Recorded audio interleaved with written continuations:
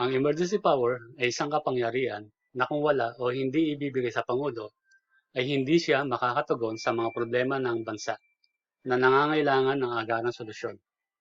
Ang isa sa mga yan ay ang problema natin sa COVID-19 na kung saan ito ay maaaring mas tatagal kung ang polisiya para solusyonan ito ay dadaan sa mahabang proseso ng talakayan sa Kongreso.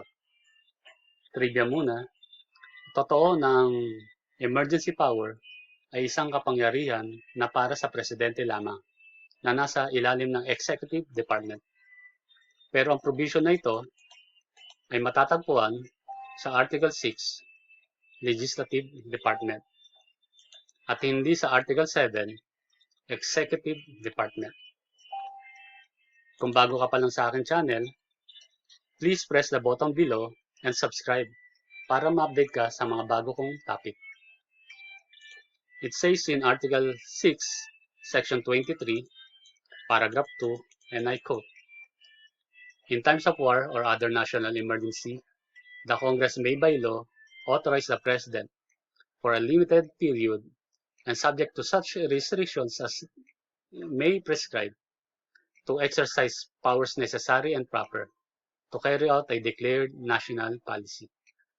Unless sooner withdrawn by resolution of the Congress, such powers shall cease upon the next adjournment thereof."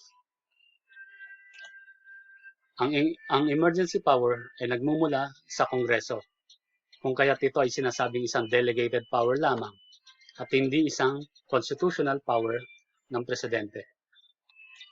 The power is not absolute, as it is circumscribed by certain parameters set by the Constitution so that it will not be susceptible to any abuse by the President.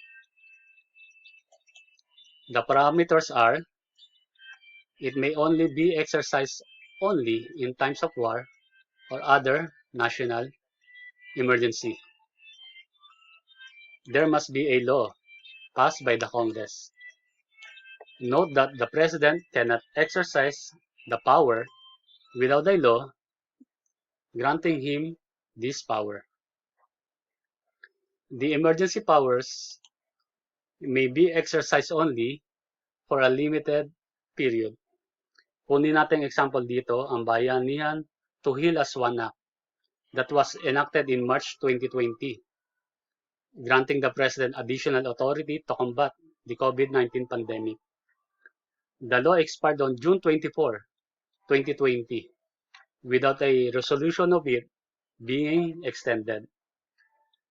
Then came the Bayanihan to Recover as One Act. Hindi na to Heal as One Act, but Bayanihan to Recover as One Act, which life is only up to December 19, 2020. Ayan po, limited period lang talaga ang emergency power at hindi pwedeng one to sawa. The emergency power is subject to restrictions as may be prescribed by the Congress.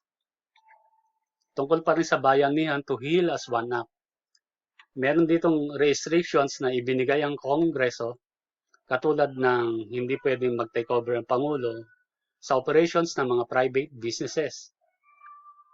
Pero he is authorized to direct the operation of any privately owned hospitals and medical and health facilities, including other establishments. But that is only for the purpose of either housing health workers or serving as quarantine areas, among others. Another parameter is that it may be withdrawn by a mere resolution, and if not sooner withdrawn, the power shall cease upon the next adjournment of the Congress. Again, note that the grant of emergency power needs a law to be exercised validly by the President, like what you heard a while ago. That is correct. There must be a law. But if the Congress deems it fit to withdraw the emergency powers immediately, maski na hindi pa tapos ito, pwede nang pahintuin. And that can be done only through a resolution and not through a law. The resolution, however, is less stringent. Bakit less stringent po? Ang resolution kasi ay isa lamang statements of opinion ng mga mambabatas at hindi na dumadaan sa mahabang proseso ng debatehan katulad ng isang batas na kinakailangan ng 3 readings sa Kongreso. Ang halimbawa ng isang resolution ay ang resolusyon na kumikilala sa ating ilang mga kababayan dahil sa kanilang naibigay na karangalan sa ating bansa.